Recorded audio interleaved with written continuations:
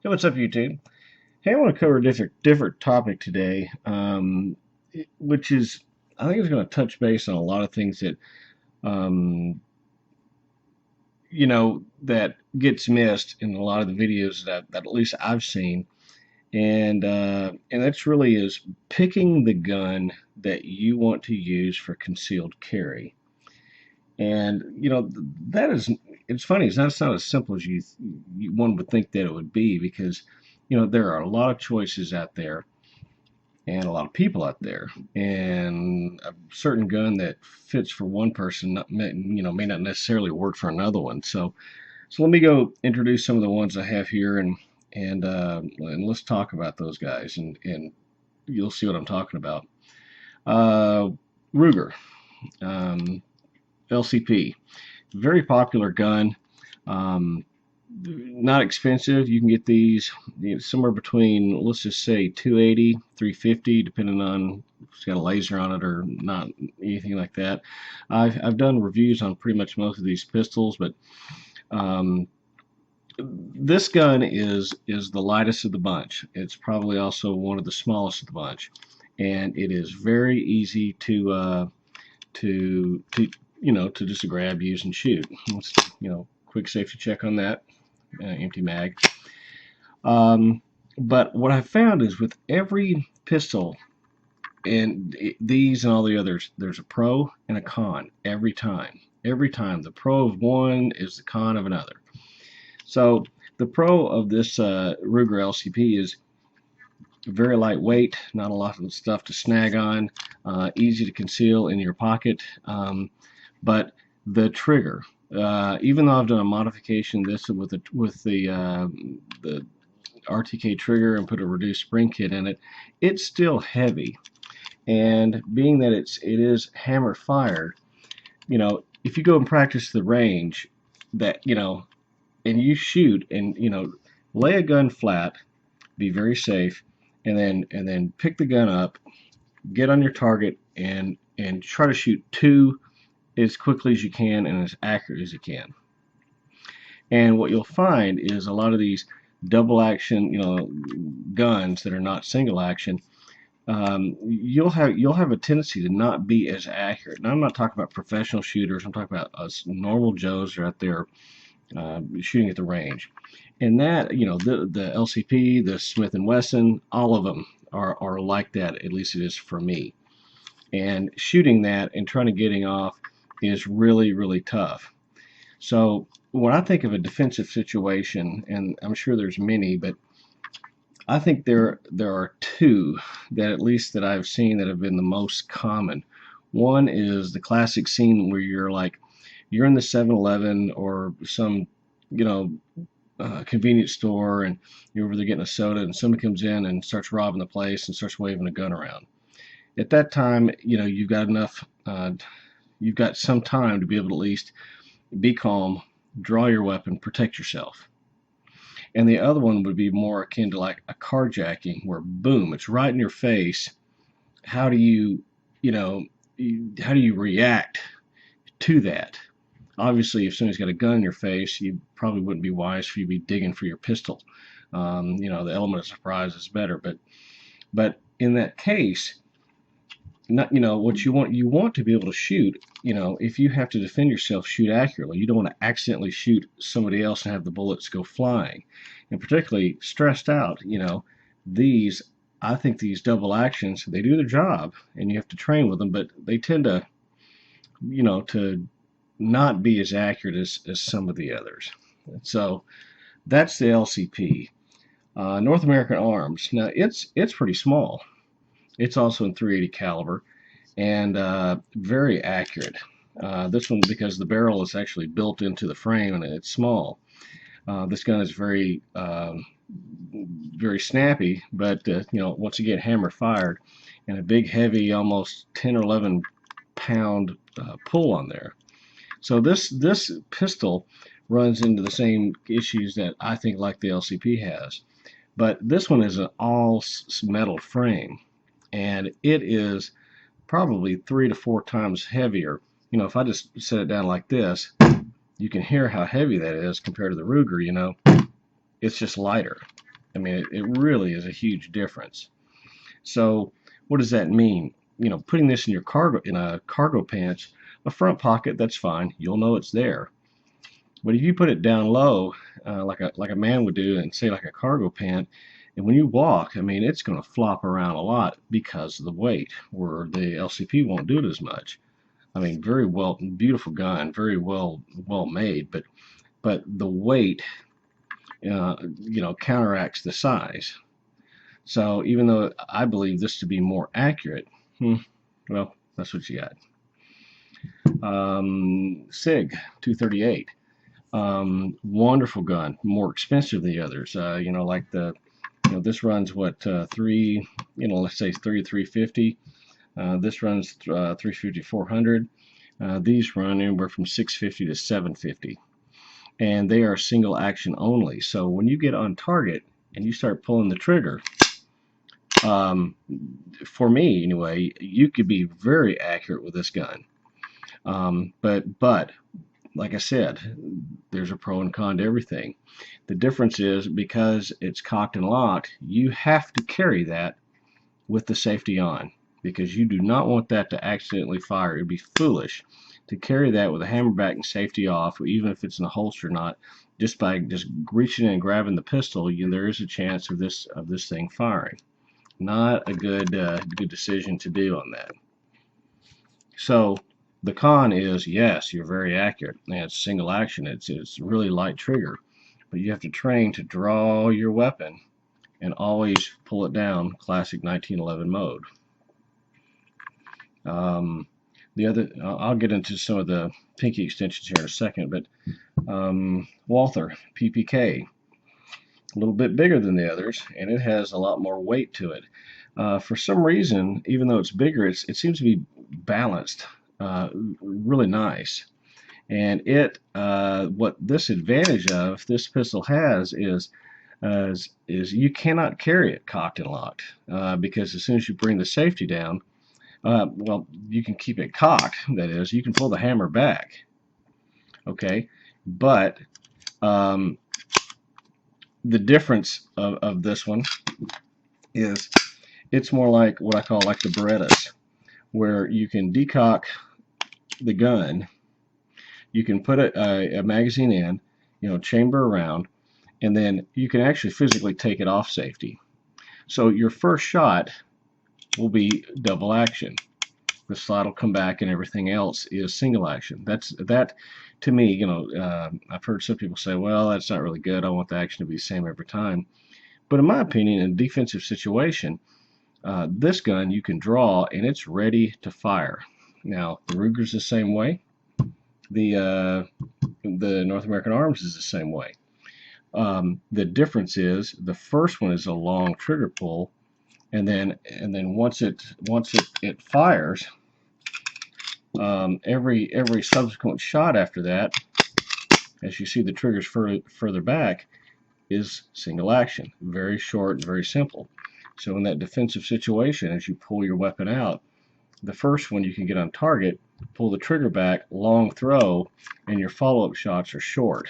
So that is a really good advantage for the PPK, which I really like. But it's a little larger, and it's a little heavier, and it's a 380. And last but not least is the only one that's a 9mm of the bunch, and this is the Ruger SR9C. Now this one has the little extension on there, but generally when I carry it, I carry the flat plate.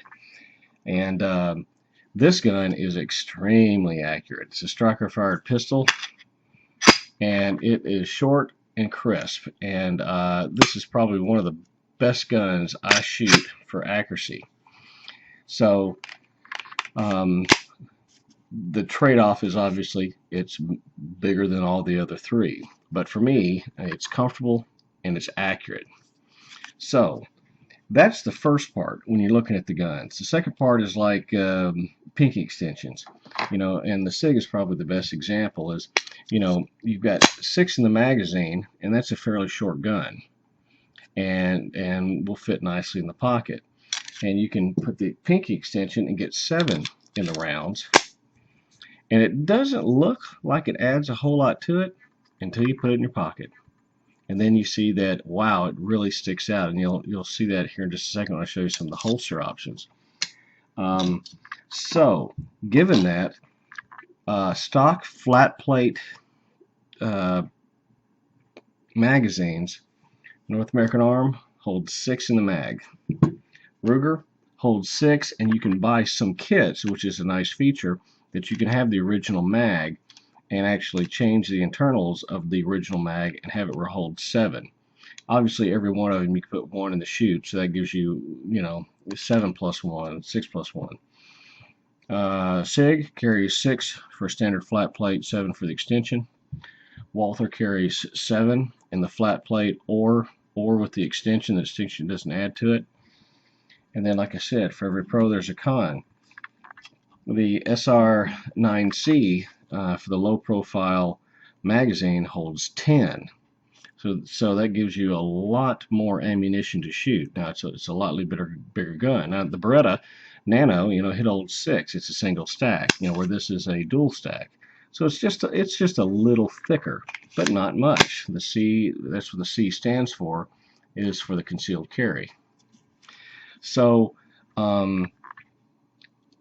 the other part about that adds all to this is, okay, so you've looked at guns, you've bought some, maybe you've sold some, and you're thinking, okay, what about holster options? Because you want to keep this trigger covered to have it safe and have it accessible. So some examples would be the Desantes for the SIG, and that goes in there, fits fairly nice, and it's a good pocket holster. So when you look at it like this, you can see that there's a fairly decent balance in the gun. And you can see there's a line right here where that would fit in your pocket, and when you need to draw it, either hold your hand over this to give it in your pocket, pull it out. But you can see that when you put the extended mag on there, it doesn't look like much, but now you can see how much more it sits out. And will it work? Yeah, but can you feel it in your pocket? You sure can, compared to one that's more of a flat plate. I'll set that one here. The Desante Superfly is what I've got for the North American Arms. This is fairly rubber coated, so it grips and sticks in your pocket, and you've got a flap here on the back that you can make it look like a wallet. So this is what faces out of your back pocket. And if you don't like that, you just pull the Velcro off, and now you've got just it looks like the other holster. Rugers, yeah, you can get these kind for the Rugers as well, but I found the Uncle Mike's. Now, at first, when I started playing around with these Uncle Mike's, I said, they're kind of dinky and cheap and whatever like that. But as time has gone on, I've actually started leaning towards these a lot more, and there's a reason why. You put the LCP in here, because this is so low profile. This little clip for the inside of the waistband is you can actually take it as is and put it in your pocket that way, and it doesn't feel bulky. And if you have to draw it, if it's in your pocket, you put your hand down on your pocket, reach in there, and pull the weapon out. And that has really started growing me more and more. When you look at something like the SIG, and you can see that thickness that's there. Well, we could get a classic, thick, good old cowboyish style leather holster, put that in there, and that looks good. It covers the plate, it does a good job, put it in the inside waistband, but look how thick that is. That's a very thick plate, and putting that in your pocket, if you wanted to do both, that's tough, or tougher. Can it be done? Absolutely can be done.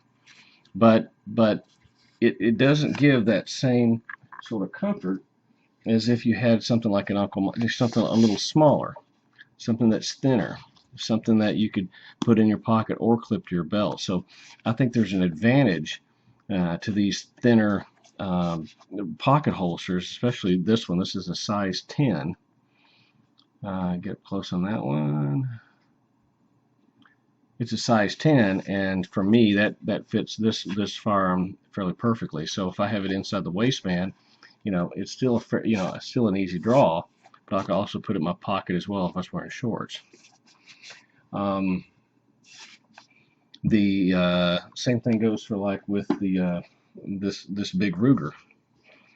You can put it in a nice holster like that, but it sure is thick. And think about that thickness. I put my finger across there.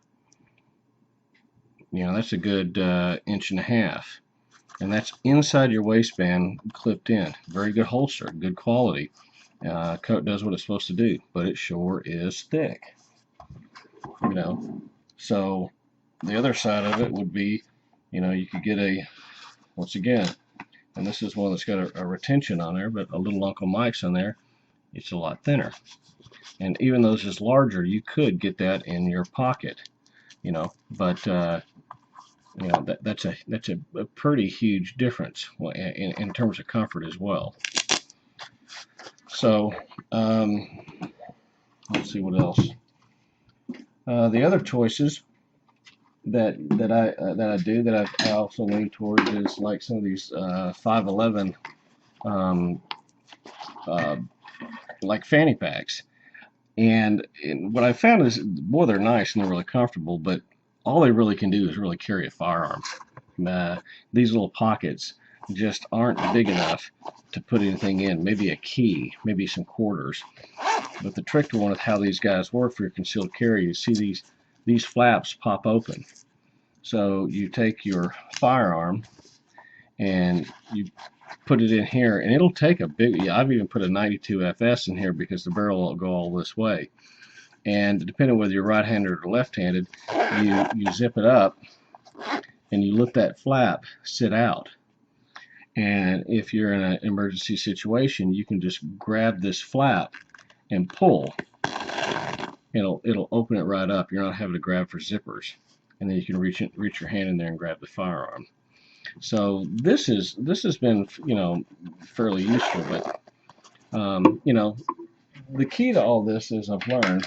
Oh, last but not least is like this kind of a plastic piece that comes with the SIG 238. So at least to do with mine. That's pretty small and contained and tight, and that is an outside waistband, but it's so small enough that you could probably still cover up with a shirt. And this is pretty good.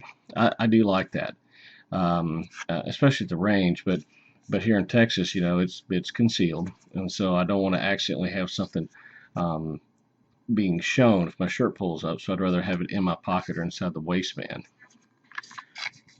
So I gravitate towards more of the pocket style holsters. So given all that, what I have learned about pistols from my just my playing around with them is mostly this: go out and buy pistols. If you like them, buy them and shoot them and train with them and buy other ones. There is not one perfect gun that is perfect for everybody. That is the key thing that I've learned.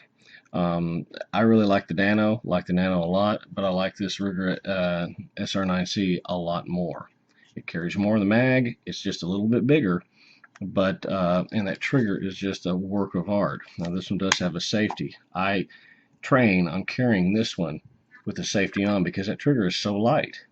Yes, I could do it like the LCP. The LCP has no safety, but once again, that's a big, thicker, heavier, longer throw. Same thing for the North American arms. It's a big, heavy pull and trying to get that accuracy down.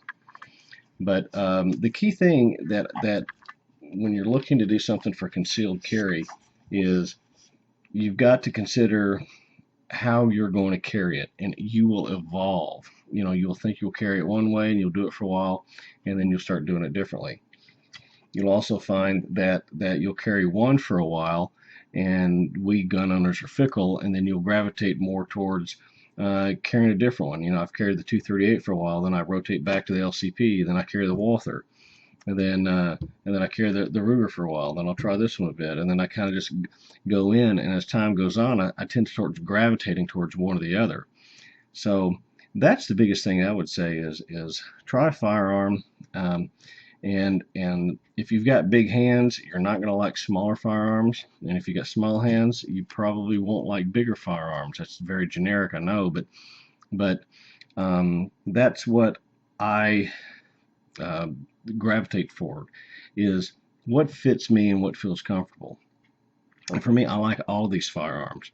I like carrying the Walther a lot, even though it's heavier. And because it's heavier, I tend to carry it, mostly inside a waistband.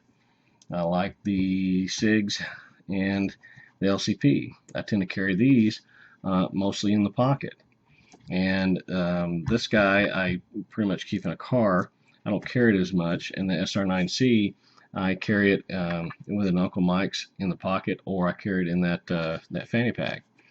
So, hey, I don't know if this is helpful to you. It just seems to be information that I've learned along the way. I think that's what YouTube is great about, hey, passing on information that we find to be useful.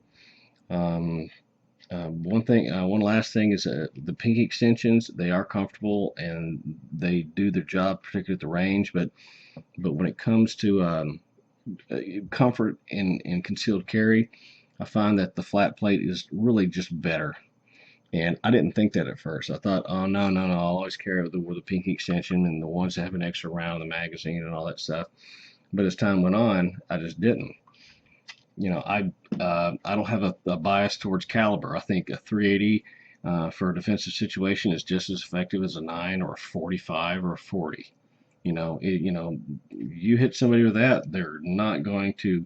This isn't television. They're not going to stop and with their last dying breath get a couple shots off. I mean, the rarities do, but generally, if the bullets are flying, people are running or ducking or getting out of the way. So anyway, hey, hope this is helpful. If you have any questions, feel free to, send me a message. I'll be glad to try to answer them, and hopefully this has been informative to you. So be safe, have fun shooting.